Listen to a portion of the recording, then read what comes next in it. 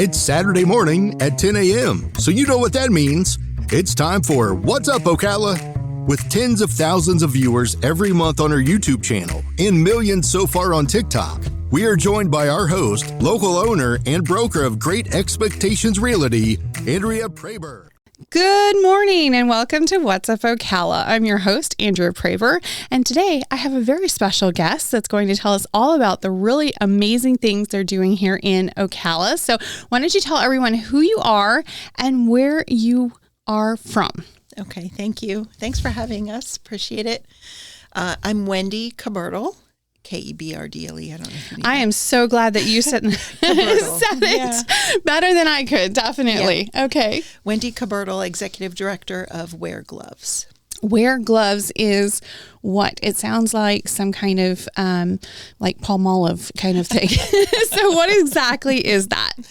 So Wear Gloves is a nonprofit. We're located here in Ocala. It is a strange name, and we realize that. It is based on a scripture verse from Matthew 9:37.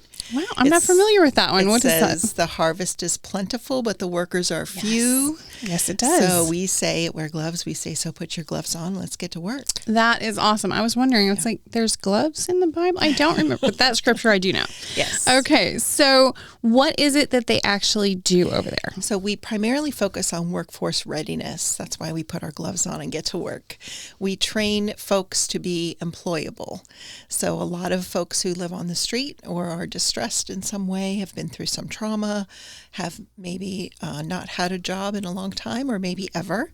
We work with them to learn how to be employable. Okay. So, of course, when some people, especially employers, are looking to hire individuals, they're going to have some questions. Mm-hmm. So what kind of, is there any screening if they have a difficult background, as some do when they have previous issues with drugs or something like that? Like, what exactly is the process? So we partner with manufacturers, local manufacturers here in town that are willing to outsource work to our campus. Oh, wow. Where we currently employ about 95 people every week. Wow. And they come to our campus because it's a safe space for them to receive services like mental health coaching, recovery counseling. They get a free hot lunch every day if they're working.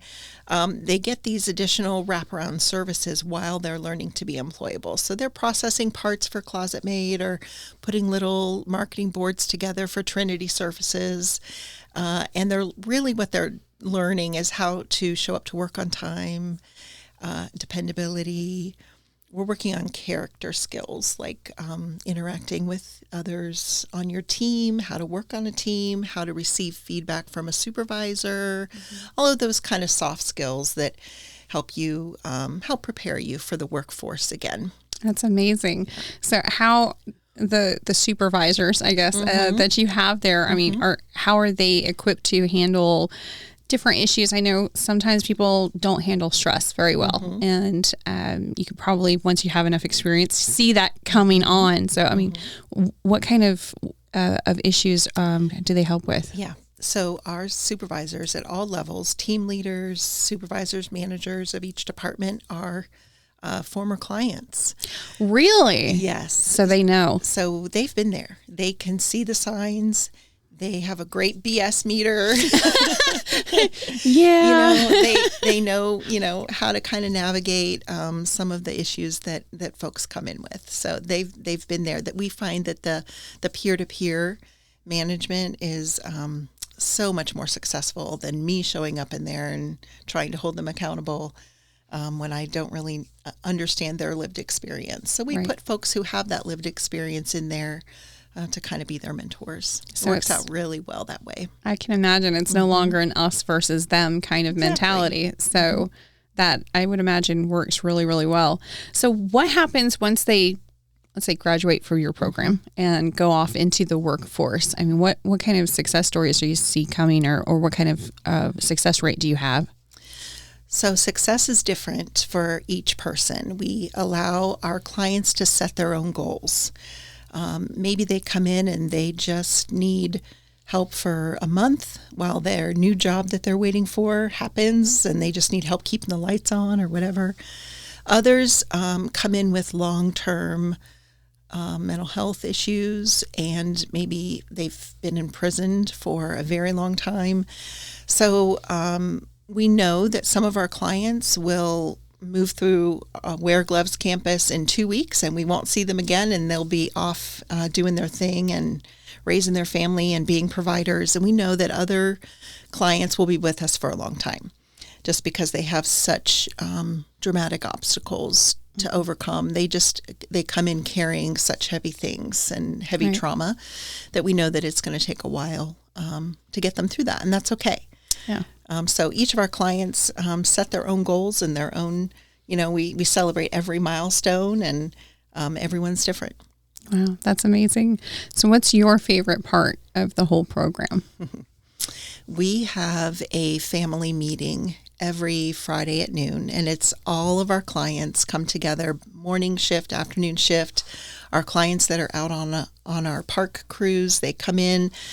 We all meet together and we celebrate these milestones. We celebrate soberversaries. We celebrate someone got their driver's license. It's just a really beautiful time of celebration. We used to do church in the garden on Saturday mornings, and we have replaced that with this weekly Friday gathering where we share in each other's lives and we celebrate each other. That is beautiful. That really is. That's awesome. So what about in the day-to-day? I mean, of course, I've heard, once somebody has gone to prison, for example, and, they've been rehabilitated or at least done their time for their crime or whatever, it's hard, especially if they've been in there a long time, to reacclimate, and at times they even want to go back in because it's just so overwhelming.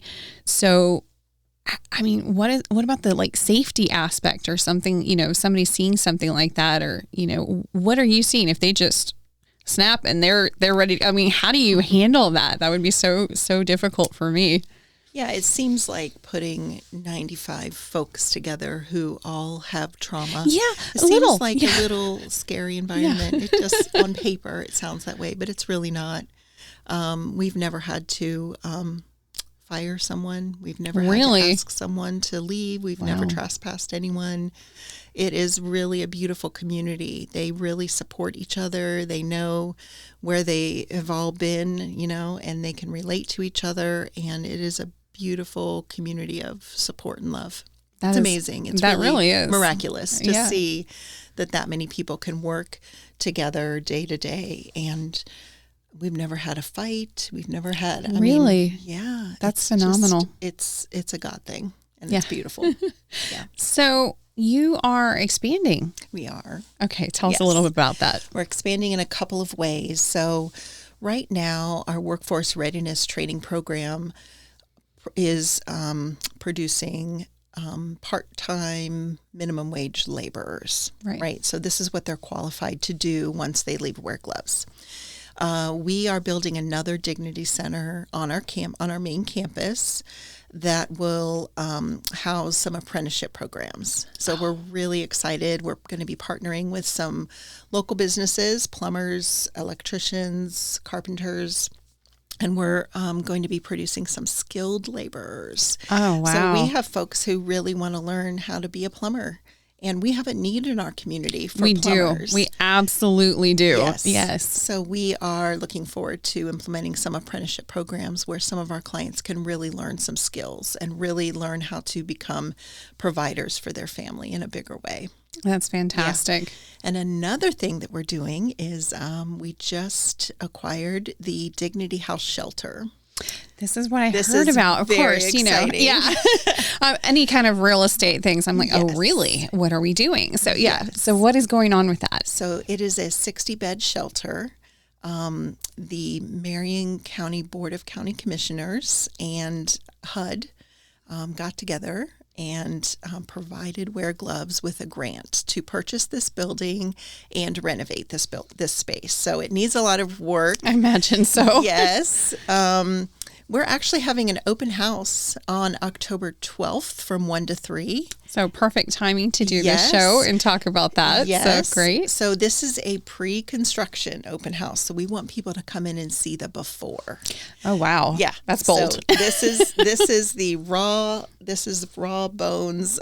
We pulled up the floor. We have mismatched colored paint everywhere. It Nice. is a hot mess. Okay, But perfect. we want people to come in and see the before and see the potential and pray for us and volunteer with us and get involved and partner with us to kind of make our dream a reality.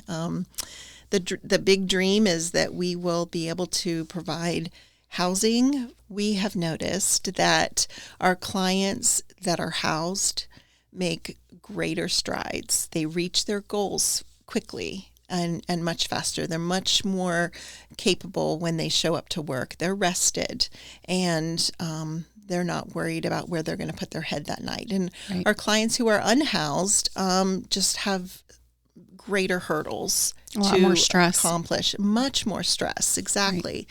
And it's really difficult for them to achieve their goals and dreams the way someone who's housed. So this will work in concert with our clients that are unhoused to really help them kind of move forward. I have noticed, because of course we do property management and, I've been doing it for almost 20 years. And so I'd like to say I've seen everything, but then something new comes along. But one thing I have seen is the trap. And what that is somebody, maybe they are renting and everything's going along just fine. And then maybe the owner of the house decides that they're going to go ahead and sell. And so they invite them to live elsewhere, as we call it. And so they get this non-renewal notice and they have to move out and they can't find a place and time. So they go to stay at a hotel. Mm-hmm. And that's the trap. And as soon as I hear somebody says, I'm living in a hotel, that is very scary because you have to get out of it as quickly as possible. Hotels are wonderful, but they are temporary. Right. And they are very, very, very expensive. Right. So oftentimes they'll be working and working and working, and they're just barely covering the expense. And the first wrong thing that happens, because of course Murphy's always knocking, they're living in their car. Right. And it just went so quickly from I'm renting this really nice 3-2 house to I'm living in my car. Yep. And they have no money for a down payment. They have or a deposit, and they have no inclination on how to get out of the trap they just stepped in. So to hear that they're doing a shelter to help somebody that is actively working and wants to work, but may have fallen into a trap like that, is very scary. And it's wonderful that you guys are doing that. So this housing, tell me a little more about that. Is it going to be like for families, or is it going to be more for individuals, or what is it?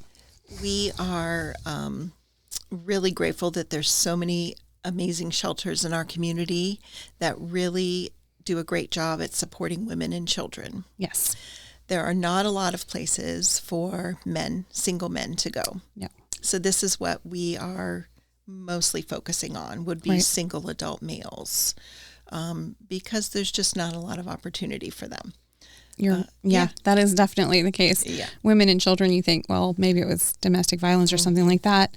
No, sometimes they just need a shelter. Right. And what happens with the spouse, know, because exactly. he can't stay there, obviously. Right. So, yeah, very interesting that you'll have something for that so he can just focus on working and getting his family back to where it needs to be. So I can see where that would definitely fill a need here. Kind of a hole that we're trying to fill a little bit with this. Yes. Okay. So that's wonderful. What do you need from the community? Weargloves.org. There's a tab there called Get Involved. Oh, wonderful. And we have a lot of ways to get involved. Donating to our general store, becoming a dignity partner, volunteering. Lots of opportunities are listed there on the website. So what is the community store? What is The that? general store, Yes. we have on our main campus. So our clients are learning to be providers again, or maybe they haven't done that before and they're just trying to figure that out. So one of the things that we provide for them is financial wellness training. And part of that is a general store. So we get donations of items that you cannot buy with food stamps, like anything for cleaning your home, anything for cleaning your body, paper towels, toilet paper, Tylenol, Band-Aids. There's a lot of things you cannot buy with your EBT snaps. So those are the things that we stock in the general store, and we sell them to our clients for pennies on the dollar, just getting them used to budgeting their paycheck and learning how to kind of provide for themselves again. I think some people wouldn't understand that concept quite as much, but if you've had kids and they start to move on to going and living their lives, and that's the stage my kids are at, and what I always tell them is, okay, well, you can go and do your own rules in your own home, but just remember, you're going to have to buy your own toilet paper. That's right. Because they just don't. It's so small, but that really changes their outlook as far as you're going to have to provide for your own needs. You're going to have to stand on your own 2 feet. And so far, they've not really wanted to do that, but they're getting there. They're definitely getting there. We all have to learn that at some point. Yes. Buying your own toilet paper is absolutely something that I think as responsible adults and productive members of society, one of the things you have to learn. So that's fantastic that you've seen that and want to help with that. So what about this October 12th event? Yes. Is everybody invited? Everybody's invited. Awesome. We want everyone to come and walk through it and kind of catch the vision and see how they can partner with us. Even bring your family on a weekend to volunteer to plant flowers or whatever the thing might be. Come and catch the vision and be inspired. That's awesome. Okay, so when is it? Where is it? What do we need to know? October 12th from 1 to 3 p.m. And it's at the shelter. It's 2001 Southwest 3rd Avenue. Okay, wonderful. It's kind of behind Latinos y Mas. Oh, kind of okay, down yes. in there on Yep. South All Line. right. Yep. Yeah. Perfect. Yeah. Oh, it's very centrally located Yes. then. Awesome. Yes. Okay. Well, hopefully everybody will be able to get out there on October 12th and check out what is changing and what is going to be coming into our area, and hopefully with those skilled laborers as well. That's really going to help our community as well. Really So that is very exciting. So, all right. Well, thank you so much Thanks for coming in me, today. Andrea. I was love fun. this, and I love what you guys are doing over there. And I really, really hope that some of our listeners will be able to help out. Thank you. Appreciate it. Okay.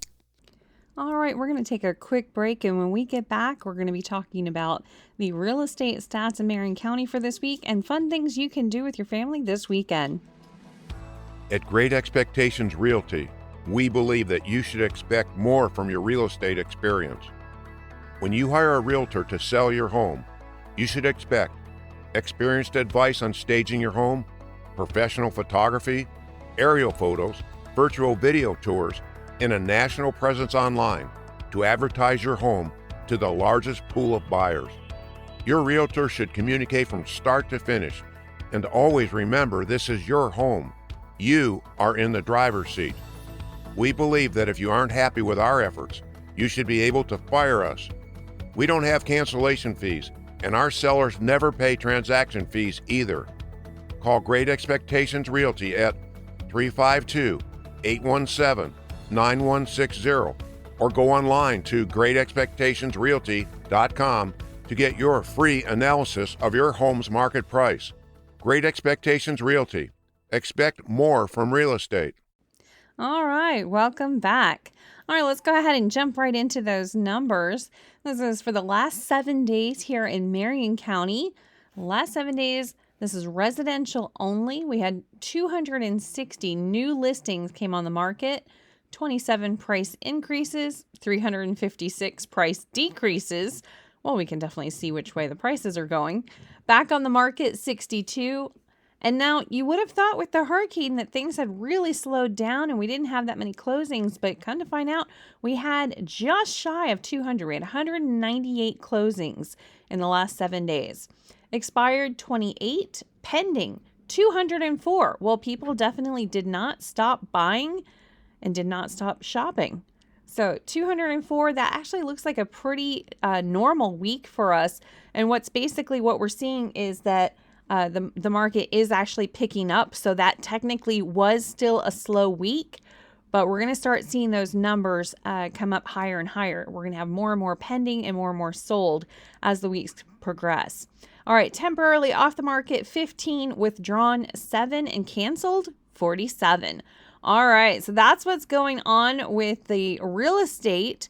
But let's check and see what kind of fun stuff you can expect to do this weekend and coming up here in Ocala. This is my favorite segment, my favorite part of the show.